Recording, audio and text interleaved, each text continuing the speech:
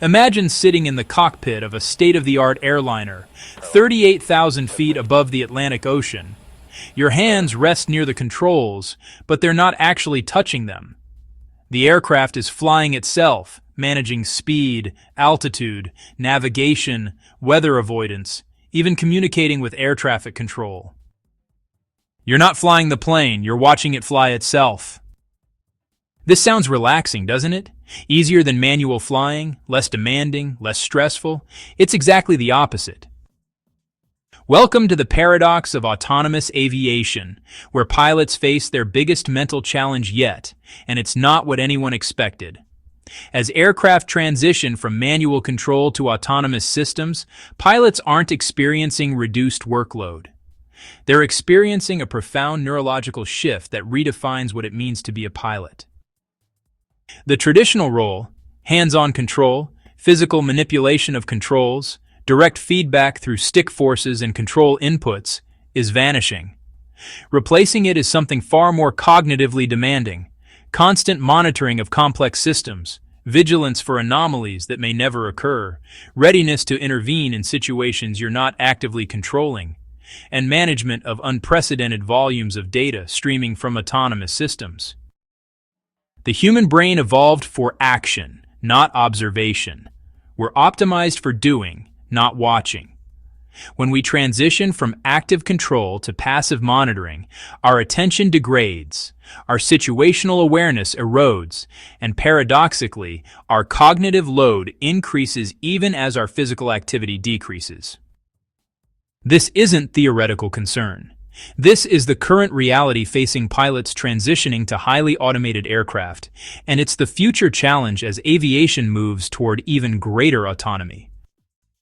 Today, we're going beyond the cockpit controls to explore the hidden neurological demands of autonomous aircraft piloting.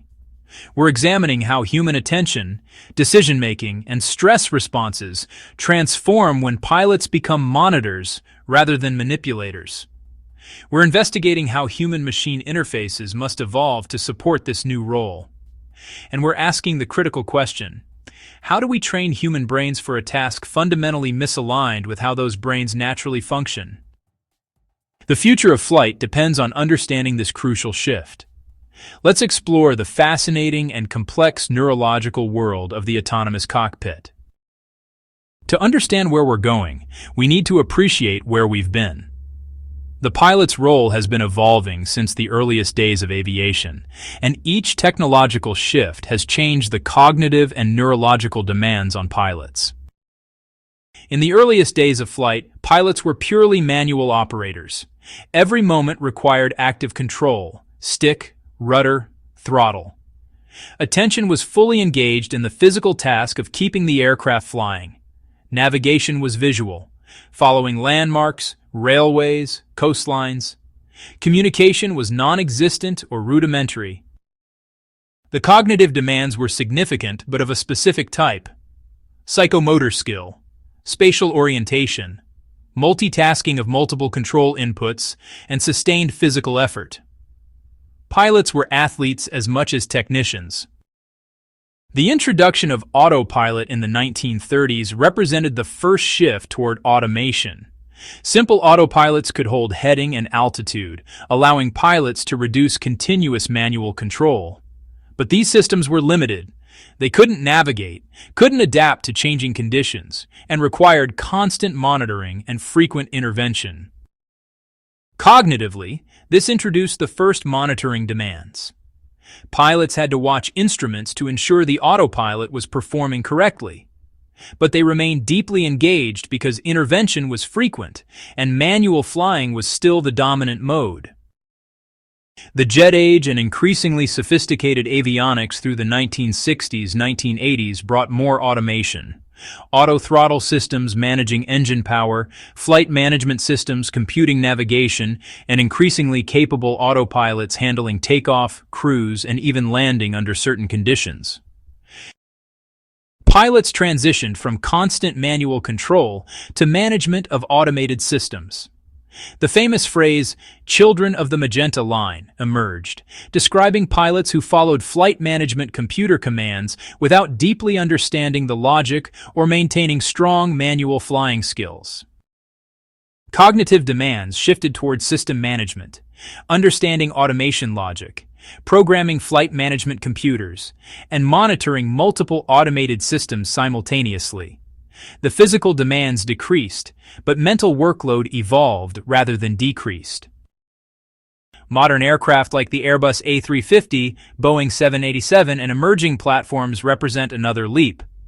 These aircraft can handle almost all normal operations autonomously. Pilots input the flight plan, and the aircraft navigates, manages speed and altitude, avoids weather, communicates its position, optimizes fuel consumption, and even plans descent and approach. In normal operations, pilots spend most of their time monitoring systems, verifying that automation is performing as expected, and remaining ready to intervene if something goes wrong. Here's where the neurological challenge becomes acute. Let's hear from pilots who've made this transition. A captain with 25 years of experience describes the shift. "When I learned to fly, I was taught stick and rudder skills. You felt the aircraft. You knew what it was doing because you were doing it. Now, I sit and watch screens. The aircraft is doing everything correctly, but I don't have that visceral connection. It's harder to maintain situational awareness when you're not actively manipulating the controls." A first officer transitioning to the A350 describes the experience. "The automation is incredibly capable. Sometimes I realize I haven't touched the controls in 2 hours. I'm monitoring, checking, verifying, but not flying in the traditional sense. It's mentally exhausting in a different way. You have to force yourself to stay engaged when the aircraft doesn't need you."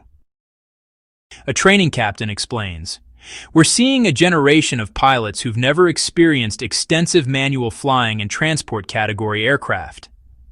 They're system managers from day one. The skills are different.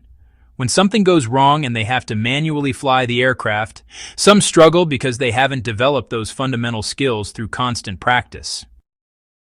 The paradox of automation emerges clearly. As systems become more capable and handle more tasks autonomously, pilots' workload doesn't decrease.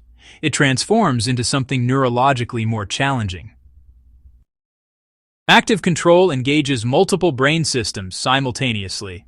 Motor cortex for physical movements, proprioception for sensing forces and movements, visual spatial processing for orientation and navigation, working memory for managing multiple tasks. This full engagement actually maintains attention and situational awareness. Monitoring engages fewer systems less intensely. Visual processing watches displays. Working memory tracks system states. But motor systems are idle. Proprioception provides no feedback. This creates a neurological state that human brains struggle to maintain. Vigilant observation without active engagement. The historical trend is clear. Each decade brings more capable automation, reducing direct control and increasing monitoring demands. The question facing aviation is how to ensure that human pilots remain effective in this evolving role, given the neurological challenges it creates. Let's examine the specific neurological challenges pilots face when transitioning from active control to monitoring autonomous systems. These challenges are well documented in psychology and neuroscience, but are only beginning to be fully appreciated in aviation contexts. The first challenge is vigilance decrement, the well-established phenomenon where human attention degrades when monitoring for rare events over extended periods. Vigilance research dates to World War II, when radar operators were tasked with watching screens for hours, watching for rare enemy aircraft. Researchers found that detection rates dropped dramatically after about 30 minutes of sustained vigilance, continuing to degrade over time. The neurological mechanism is straightforward.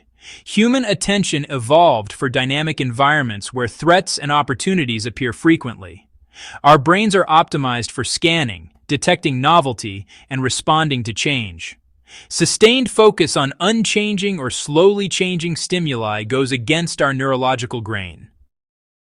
In the cockpit, vigilance decrement manifests as pilots' attention wandering despite their best intentions. The autopilot is flying the aircraft perfectly. All systems are normal. Nothing requires intervention. The pilot watches displays showing normal operations, minute after minute, hour after hour. Neurologically, the brain begins seeking stimulation elsewhere. Attention drifts to other thoughts. Mind wandering increases. Even when pilots maintain physical gaze on instruments, cognitive processing of that information decreases. They're looking but not seeing, a state psychologists call looking without seeing, or inattentional blindness. Studies using eye tracking in simulators show that pilots' scan patterns degrade during long periods of automated flight. Their eyes still move across instruments, but fixation duration decreases and depth of processing diminishes. They're going through the motions of monitoring without the cognitive engagement necessary to actually detect anomalies. This is dangerous because the rare events requiring intervention, system malfunctions, weather hazards, traffic conflicts, are precisely the situations where pilot awareness is critical. But vigilance decrement means pilots are least attentive during long periods of normal operations, which is when rare events might suddenly occur. Alert fatigue compounds the problem. Modern aircraft generate numerous alerts, cautions, and advisories. These are designed to draw pilot attention to situations requiring awareness or action. But the sheer volume of alerts, many of which are informational rather than critical, creates cognitive adaptation where pilots begin filtering or ignoring alerts. Neurologically, this is similar to alarm fatigue in healthcare, where nurses and doctors become desensitized to alarms because so many are false positives or low-priority warnings. The brain learns to discount alerts, which is adaptive for maintaining sanity amid constant notifications, but maladaptive when critical alerts need immediate response. Pilots describe feeling constantly on edge, waiting for something to go wrong but never knowing when or what it will be. This creates a specific form of stress, not the acute stress of emergency situations, but chronic low-grade stress from sustained vigilance without resolution. This type of stress is neurologically exhausting and degrades cognitive performance over time.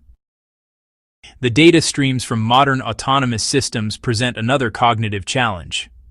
Earlier generations of aircraft provided limited information, basic flight instruments, engine parameters, navigation displays. Pilots could process all available information with reasonable cognitive effort. Modern autonomous aircraft generate vastly more data. Flight management systems provide continuous updates on navigation, fuel predictions, and system status. Weather radar shows detailed meteorological information. Traffic displays show surrounding aircraft with remarkable precision. Engine monitoring systems track hundreds of parameters. Data link communications provide text messages from dispatch and air traffic control. All of this information is potentially relevant, but processing all of it continuously is neurologically impossible. Human working memory can hold roughly 4 to 7 items simultaneously. The dozens or hundreds of data points available in modern cockpits far exceed this capacity. Pilots must constantly prioritize, deciding what information to attend to, what to merely monitor peripherally, and what to ignore entirely.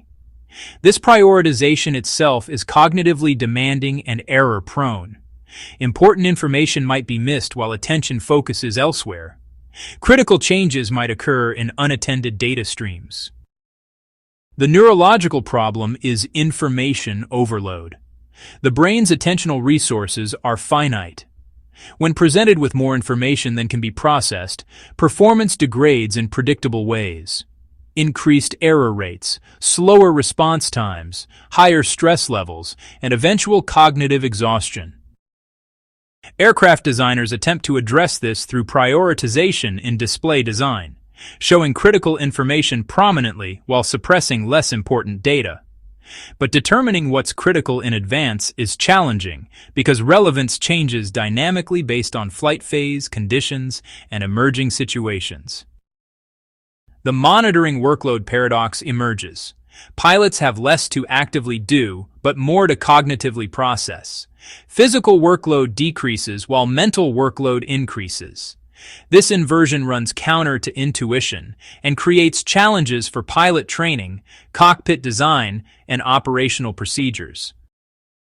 Neurologically, humans perform best when there's balance between cognitive load and available resources.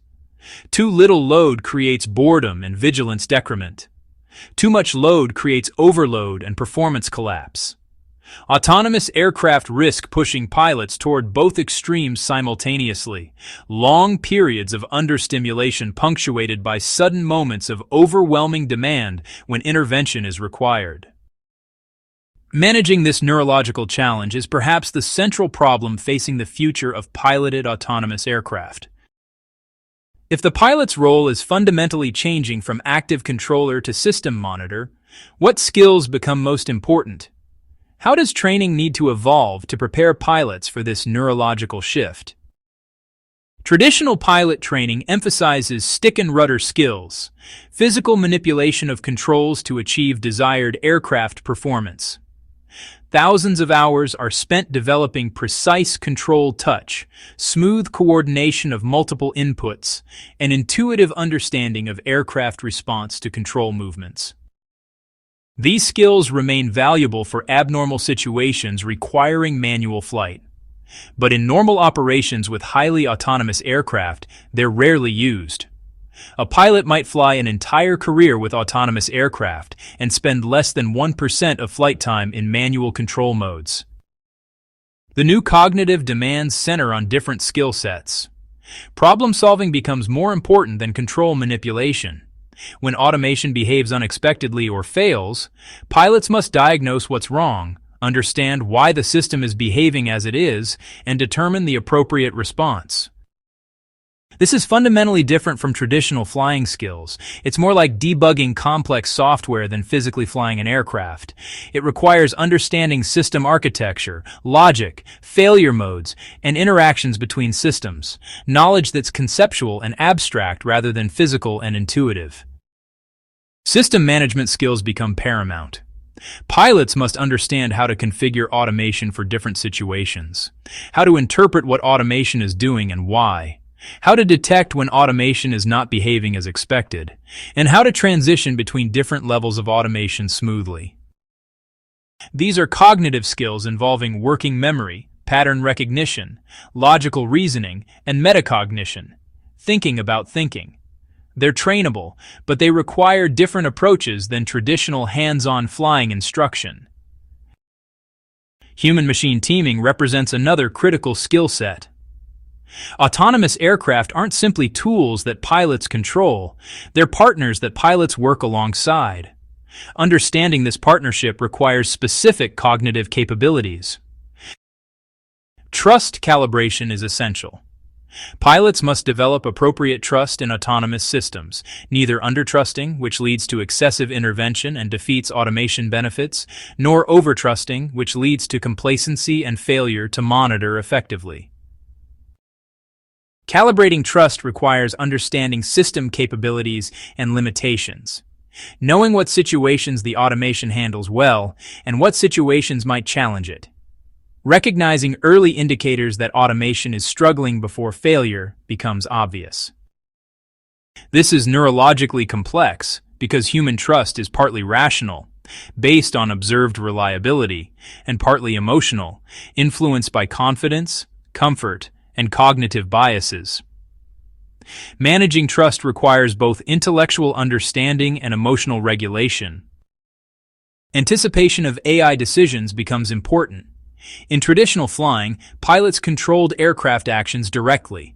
With autonomous systems, pilots must anticipate what the automation will do next, verify that it's doing what's appropriate, and be prepared to intervene if it's not.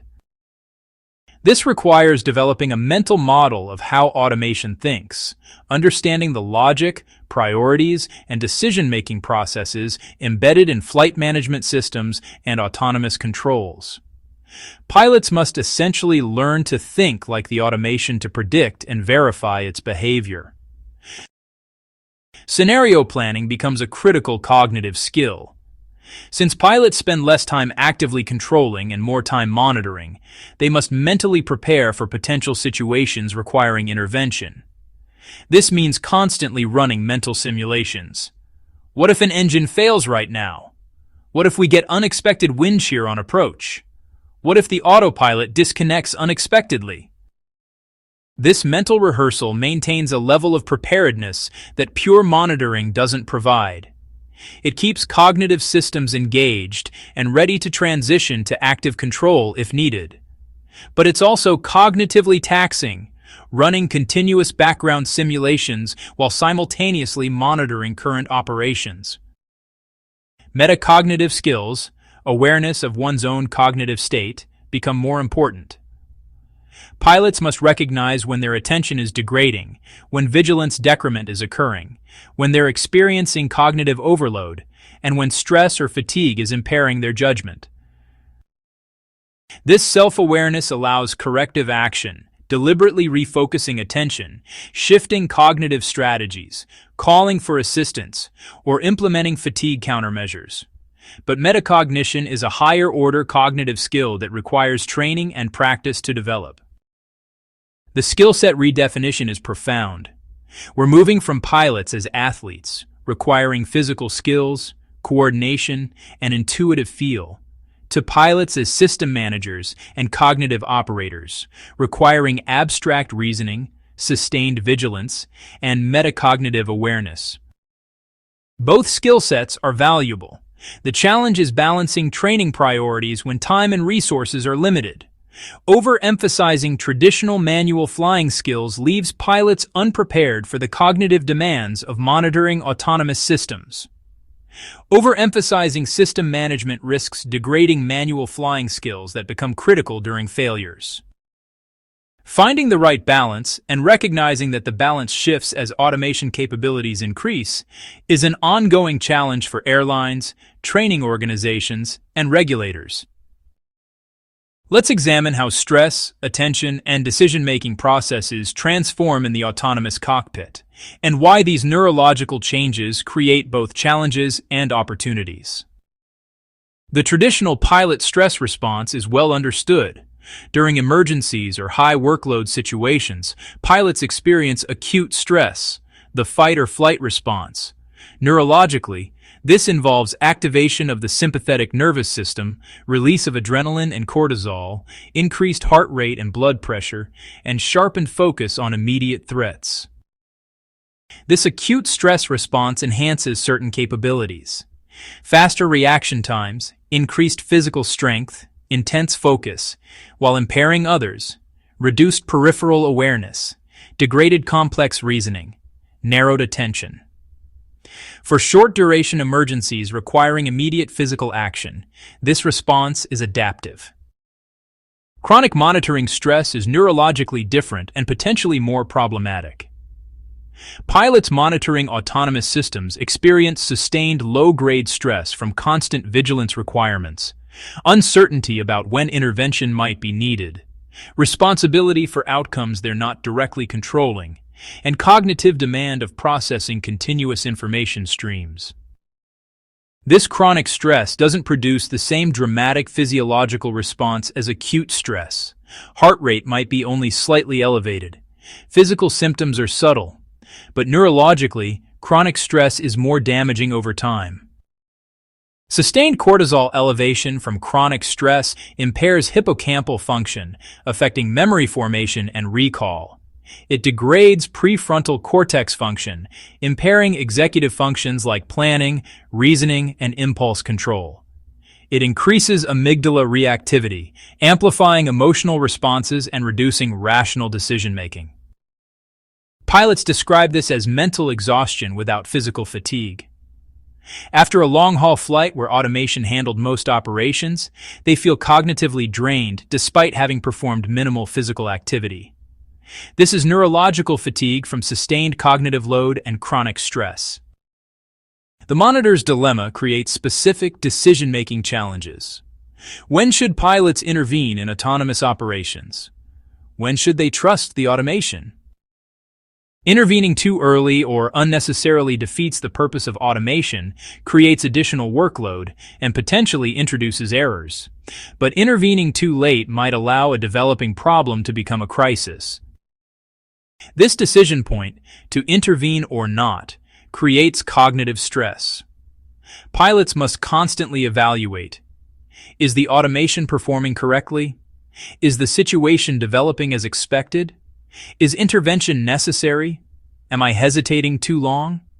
Am I being too quick to take over? Neurologically, this involves continuous decision-making without clear resolution. Most decisions are not yet rather than definitive yes or no. This uncertainty creates cognitive load and stress that accumulates over time. Fight or flight responses are redefined in low-action, high-stakes environments. Traditional emergencies, engine failures, control malfunctions, severe weather, trigger clear threat responses. The pilot knows action is required and what general actions to take. Automation failures or anomalies might be more ambiguous. The automation is doing something unexpected, but is it dangerous? The situation doesn't match expectations, but should intervention occur immediately, or should the pilot monitor further to understand what's happening? This ambiguity doesn't trigger clear fight or flight responses. Instead, it creates cognitive uncertainty and stress without clear action pathways. The pilot might experience physiological arousal, the stress response activating, without clear physical action to discharge that arousal. This mismatch between neurological arousal and behavioral options creates sustained stress that doesn't resolve. It's somewhat analogous to modern human stress from jobs, finances, or relationships. Situations that trigger stress responses evolved for physical threats, but don't provide physical action outlets. Cognitive biases change in automated environments. Traditional aviation training emphasizes overcoming biases like confirmation bias, anchoring, and get-home-itis. But automation introduces new bias patterns. Automation bias is the tendency to trust automated systems even when they're providing incorrect information or behaving inappropriately. Pilots might see anomalous behavior but rationalize it as correct because the computer knows better than me. This bias is particularly dangerous because it directly undermines the pilot's monitoring role. If pilots default to trusting automation, they won't catch automation errors until situations become critical. Complacency is related, but distinct. A gradual degradation of monitoring intensity based on the automation's historical reliability. If the autopilot has performed flawlessly for thousands of hours, pilots' vigilance naturally decreases. This is neurologically adaptive. The brain allocates attention to where problems are likely, but creates vulnerability to rare automation failures. Decision inertia emerges when pilots recognize problems but delay intervention, hoping the situation will resolve or that their interpretation is wrong. This delay is partly about uncertainty and partly about the cognitive and social costs of taking over from automation, admitting you don't trust the system, potentially creating more work, possibly being questioned by crew or management about whether the intervention was necessary. Mode confusion represents a specific cognitive failure in automated cockpits. Pilots losing track of which automation mode is active, what the automation is doing, or what will happen next. Modern flight management systems have numerous modes with different behaviors. Pilots might command one action but get different results because the active mode isn't what they thought. This isn't incompetence. It's the predictable result of complex systems with non-intuitive mode logic interacting with human cognitive limitations. The brain struggles to maintain accurate mental models of complex state machines, especially when attention is divided across multiple tasks. Attention management becomes a meta skill that determines performance in autonomous cockpits. Pilots must continuously allocate limited attentional resources across monitoring automation, managing flight progress, communicating with air traffic control, coordinating with crew, and maintaining big-picture situational awareness. This is neurologically demanding because attention is both selective. You can only focus deeply on one thing at a time, and limited total attentional capacity is finite. Spreading attention too thin means everything is monitored superficially. Focusing too narrowly means important information elsewhere might be missed.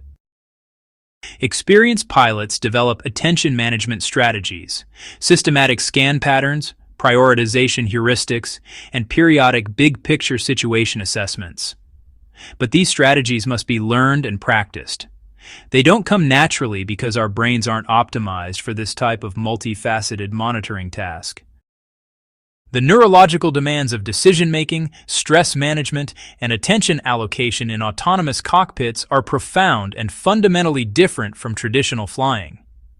Understanding these demands is essential for designing effective training, creating supportive cockpit interfaces, and establishing operational procedures that work with rather than against human neurology.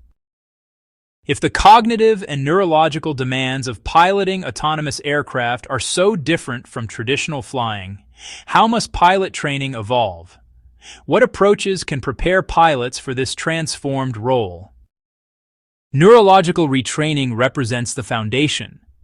Pilots must be trained not just in new procedures or systems, but in fundamentally different cognitive approaches to their work. Vigilance training specifically addresses vigilance decrement. Traditional simulator training focuses on technical skills and emergency procedures. Vigilance training incorporates long periods of monitoring with rare, subtle events requiring detection and response. This isn't exciting training, by design. It replicates the neurological challenge of sustained monitoring. Pilots practice maintaining attention during extended periods where nothing happens, punctuated by rare anomalies that must be caught quickly. Research shows that vigilance performance can improve with training, though humans never become immune to vigilance decrement. Training helps pilots recognize when their attention is degrading and implement countermeasures, systematic scan patterns, deliberate refocusing, strategic breaks in monitoring intensity. Metacognitive training develops awareness of cognitive state. Pilots learn to recognize signs of cognitive overload, attention degradation, decision hesitation, and stress responses. They practice self-monitoring and self-correction strategies. This might involve debriefing sessions where pilots review their own performance and identify moments where their cognitive state affected decisions or attention. Making these usually unconscious processes conscious and subject to deliberate management improves long-term performance. Trust calibration training addresses the challenge of appropriate automation trust. Pilots are exposed to scenarios where automation performs correctly, incorrectly, and ambiguously. They learn to evaluate automation behavior against expectations, recognize early warning signs of automation struggles, and develop balanced trust that's neither excessive nor insufficient. Importantly, this training normalizes intervention. Pilots sometimes hesitate to take over from automation due to social pressure or self-doubt. Training that encourages intervention when appropriate and debriefs those decisions non-punitively helps overcome this hesitation. Decision-making under uncertainty is specifically trained. Pilots practice making timely decisions with incomplete information, balancing the costs of premature intervention against the risks of delayed response, and evaluating whether to continue monitoring or take immediate action. This involves scenario-based training where optimal decisions aren't always clear. Debrief focuses not on whether the pilot made the correct decision, but on their decision-making process. What information they considered, what factors they weighed, how quickly they decided. Attention management training uses eye tracking and cognitive load measurement to help pilots understand their attention allocation patterns. They receive objective feedback about where their attention goes, how long it stays, and what they might be missing. This external feedback helps develop better scan patterns and attention strategies. Pilots see objectively that they're spending too much time on certain displays or missing important information elsewhere, allowing targeted improvement. Simulator innovations are essential for implementing this training effectively. Traditional simulators excel at replicating physical aircraft behavior and technical system failures. Future simulator scenarios must also replicate the neurological challenges of autonomous operations. Long-duration monitoring scenarios challenge vigilance over realistic timeframes.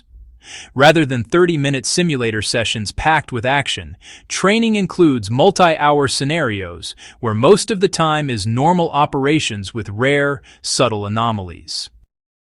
This is expensive in terms of simulator time and instructor resources, but it's essential for replicating real neurological demands. Pilots must experience how attention degrades over hours, not minutes. Adaptive difficulty scenarios adjust based on pilot performance. If a pilot is performing well, the scenario might introduce additional tasks or stressors to challenge them further. If struggling, the scenario might reduce load to prevent cognitive overwhelm while still providing learning opportunities. This individualized approach optimizes learning, because training that's too easy doesn't challenge pilots to improve, while training that's too hard causes cognitive overload that prevents learning. Distraction and interruption training specifically addresses the reality that cockpit operations involve constant interruptions. Communications from air traffic control, coordination with cabin crew, dealing with passenger issues, and handling multiple simultaneous tasks. Scenarios include monitoring automation while managing these realistic interruptions, then returning attention to monitoring effectively. This trains task switching and attention recovery skills critical for real operations. Debriefing innovations focus on cognitive processes rather than just outcomes. Traditional debriefing discusses what the pilot did and what they should have done. Cognitive debriefing explores why the pilot made specific decisions, what they were thinking, what information they were processing, and how their cognitive state evolved during the scenario. This deeper debriefing helps pilots understand their own cognitive patterns, identify personal vulnerabilities, and develop individualized strategies for managing attention and decision-making. Cross-training with other domains facing similar challenges provides valuable perspective. Healthcare professionals managing monitoring systems, nuclear power plant operators overseeing autonomous processes, and air traffic controllers monitoring automated traffic management systems all face comparable cognitive demands. Learning from how these domains address vigilance, decision-making under uncertainty, and human automation teaming can inform aviation training and reveal strategies that might not emerge from aviation-focused approaches alone. The long-term evolution of pilot training recognizes that roles will continue changing. Today's autonomous aircraft still require pilots for many operations. Future aircraft might be even more autonomous, further reducing direct control opportunities. Training must be agile enough to evolve with technology while maintaining core competencies. This might mean continuous, ongoing training throughout careers rather than periodic, recurrent training. Pilots might need regular updates not just on new procedures, but on new cognitive strategies for engaging with evolving automation. Career-long skill maintenance becomes more challenging when skills are rarely used in daily operations. Manual flying skills atrophy when pilots spend years monitoring automation. Maintaining those skills requires deliberate practice outside normal operations. Simulator sessions focused specifically on hand flying, potentially supplemented with general aviation flying to maintain fundamental stick and rudder proficiency. The training challenge is substantial. We're preparing pilots for a role that's neurologically challenging and fundamentally different from traditional flying. Success requires innovation in training methods, significant resource investment, and recognition that this isn't just about learning new systems. It's about retraining how pilots' brains engage with their work. We open this video by challenging you to imagine flying a plane without actually flying it, the paradoxical reality of autonomous aviation. We've explored the profound neurological shift this represents for pilots and the hidden cognitive demands that emerge when active control gives way to monitoring. The challenges are substantial. Vigilance decrement makes sustained monitoring neurologically difficult. Alert fatigue and information overload stress cognitive systems. The monitor's dilemma creates continuous decision-making stress without clear resolution. Traditional pilot skills become less relevant while entirely new cognitive capabilities become critical. But these challenges aren't insurmountable. Understanding the neurological demands allows us to design better training, create more supportive cockpit interfaces, and establish operational procedures that work with human cognitive capabilities rather than against them. The future cockpit isn't about eliminating pilots, it's about redefining their role. From active controllers to system supervisors, from stick and rudder operators to cognitive managers of complex autonomous systems, from athletes to strategists. This transformation echoes broader societal shifts as automation and AI handle more tasks previously performed by humans. Aviation is simply reaching this transition earlier and more intensely than many fields. The lessons learned in aviation cockpits will inform how humans work alongside autonomous systems in countless other domains. For pilots, the message is both challenging and empowering. Your profession isn't disappearing, it's evolving. The skills that made you successful historically remain valuable, but new capabilities must be developed. Understanding your own cognitive processes, managing attention deliberately, calibrating trust in automation, and maintaining situation awareness through monitoring rather than doing, these become core competencies. For the aviation industry, the imperative is clear. Invest in understanding these neurological demands. Design cockpits that support monitoring roles. Create training that addresses cognitive challenges explicitly. Establish operational procedures that recognize human cognitive limitations and work within them. For technology developers, the challenge is creating autonomous systems that don't just fly aircraft capably, but that interact with human pilots in ways that support rather than undermine cognitive performance. Automation that's transparent, predictable, and appropriately communicative keeps pilots engaged and aware. Automation that's opaque or unpredictable creates the cognitive challenges we've discussed. The neurological demands of autonomous aircraft piloting are real, profound, and require serious attention. But they're manageable with proper understanding, training, and design. The future of aviation will be a partnership between human cognition and machine capability, each contributing strengths that complement the other. What are your thoughts on this transformation? Have you experienced the cognitive challenges of monitoring automated systems in any context? How do you think pilot training should evolve to address these neurological demands? Share your insights in the comments. This is a conversation the entire aviation community needs to engage with. Next time, we're exploring another frontier in aviation neuroscience, how extended spaceflight affects pilot cognition and what we're learning about brain plasticity from astronaut studies. The findings have implications far beyond space travel.